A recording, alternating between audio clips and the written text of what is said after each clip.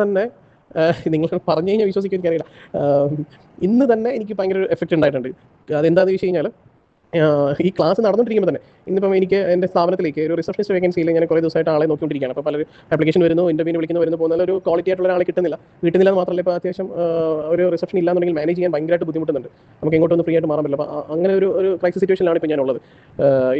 ഇന്നെങ്കിലും ഒരാൾ കറക്റ്റായിട്ട് വരും എന്ന് വിചാരിച്ചത്. വൈകുന്നേരം പോരുന്നവരെ ആരും വന്നിട്ടില്ല. ഒന്നും ഒരു ഓക്കെ ആയിട്ട് ഇതായില്ല ആപ്ലിക്കേഷൻസ് ഒന്നും. അപ്പോൾ എനിക്ക് അതിൻ്റെ ഒരു വിഷമം ഉണ്ടായിരുന്നു. അപ്പോൾ ഇന്നിപ്പോൾ ക്ലാസ് തുടങ്ങിയപ്പോൾ മുതൽ ഇതേക്കുറിച്ച് ഇങ്ങനെ പറയാൻ തുടങ്ങിയപ്പം അഖിലാമൻ പറയുന്നുണ്ടായിരുന്നു ഓരോ കാര്യങ്ങൾക്കും ആരോഗ്യപരമായ കാര്യങ്ങൾ നല്ലതാണ്, റിലേഷൻഷിപ്പിന് നല്ലതാണ്, എല്ലാ കാര്യങ്ങളും നല്ലതാണ്.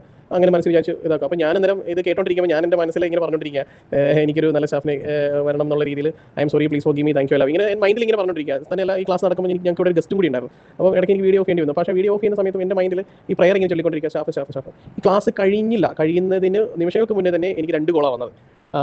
ആപ്ലിക്കേഷൻ കണ്ടിട്ട് ആഡ് കണ്ടിട്ട് അപ്ലൈ ചെയ്യാൻ വേണ്ടിയിട്ട് 2 പേര് അവർ വിളിച്ചത് കാരണം എൻ്റെ നെറ്റ് പോലും ക്ലാസ് വരെ ഡിസ്റ്റർബ് ആയി പോയെന്നുള്ളതാണ്.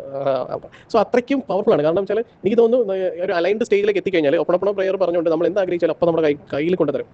അത്രയും പവർഫുൾ ആയിട്ടുള്ള ഒരു സംഭവമാണ്. സോ അത്